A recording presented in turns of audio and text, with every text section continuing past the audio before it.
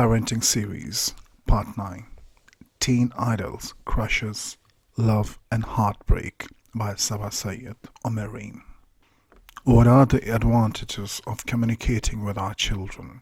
Number 1, we understand their lives better and what they face on a daily basis at school. Second, we can give them confidence that they can approach us with any issue or problem. Third, we can break cultural taboos and stereotypes. Moving further on the topic of tarbiyah, inshallah, of the many advantages of keeping open communication with patience, wisdom, and understanding, preteens or teens feel comfortable sharing their thoughts and feelings with their parents, especially their mothers. Teenage privacy. I personally do not believe in offering teens privacy. By all means, give them their space, but it is not synonymous to privacy. You should have access to their room, closets, computers, and all their other stuff. It should be matter of fact and peaceful, not antagonistic.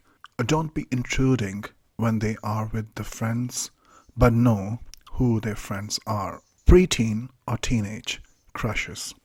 Preteens, teenage should be at such a comfort level around us that they should not mind sharing their feelings, emotions, and secrets with us, even if it is about their crushes.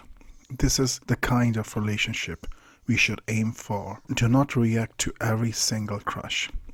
Hold yourself back, take a deep breath, and know that it is actually unnatural not to have crushes. With that in mind, make sure you thoroughly teach them that they should not trust every other friend with their crush. Be shy and modest about it. Never openly confess it or try to inform the one they have a crush on. It becomes common knowledge at school. Realize the fragility of a Muslim woman's reputation. Give them sufficient warning against falling in love with wrong person. If you have any examples in the family or amongst friends, tell them about it and let them learn from other mistakes. Though that age of romantic thoughts and emotion is inevitable, make sure they do not become obsessed with their crushes. If it starts happening, seek help. Observe what they are watching and reading, especially with their friends. Try to minimize the means and do not let the crush go to the next step. Special advice for parents of girls. Females have a special chemical called oxytocin, also called the love hormone, and it plays a major role in what's called the biochemistry of attachment. That's why a little attention from a good-looking, popular boy or just a boy can make them feel special, and they can develop feelings for someone whose last intention is to bond with them. Learn more about this. There is a phenomenon rising of Muslim girls falling for non-Muslim boys, an obvious side effect of Disney movies. It is not only about haram and halal. It is also about falling in love and uncontrollable emotions. Unfortunately, I cannot prolong the discussion by offering solutions. This is a topic for another discussion, but I just want parents to acknowledge and be aware of what is happening. It is not limited to public schools, though it is more common, therefore of obvious reasons. But even homeschooled Muslim girls can fall in love online with non-Muslim boys because that might be their only outlet to get in touch with the opposite gender. It is very easy to fool girls, especially the shy and naive girls. For some boys, these type of girls become a challenge to overcome at schools. So load your daughters with sufficient warnings, but do not set double standards for your daughters versus your sons, please. Let them evaluate your parenting.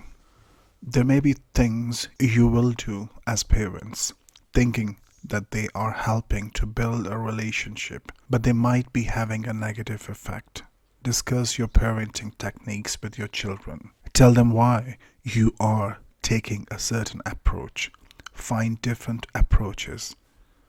Put your child on spot. Ask them, what would you do if your child were to do this? Know how to use your authority.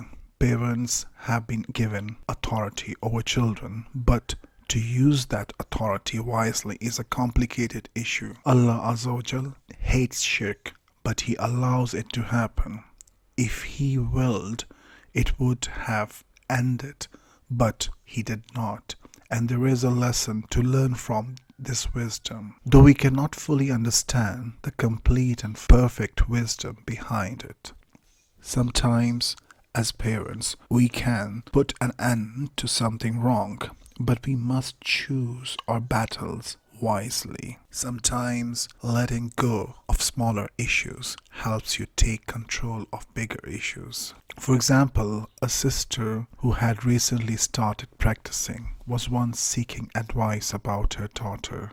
I noticed the sister was using too much religion and parental control over a daughter who was in her 20s. When I talked to the daughter, she had similar complaints. Of the complaints daughter had was that her mother would not allow her to go to movies on the weekend with her friends. I advised the sister to be wise in her restrictions.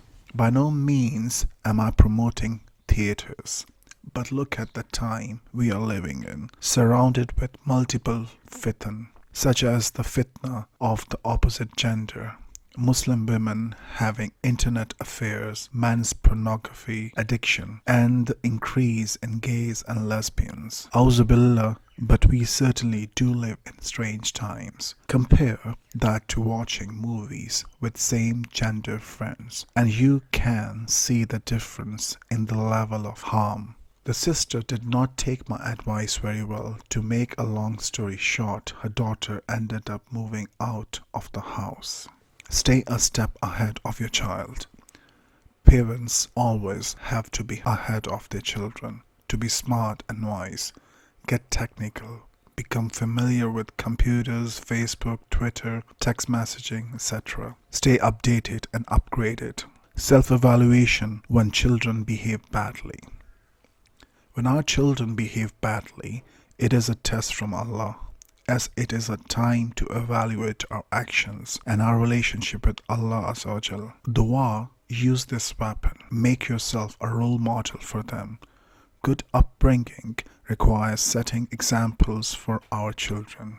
Whether we like it or not, parents remain the primary role models for their children. Lastly, love is a beautiful emotion.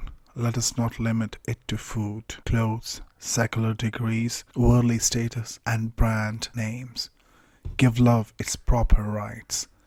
None of us would like to see our children troubled, especially not on the day of judgment. I have written this series as if I was talking to my own children, and I have shared the steps that helped me build a wonderful relationship with my children. Alhamdulillah. There are some topics I left out and some I did not discuss in detail. I skipped the biological explanations.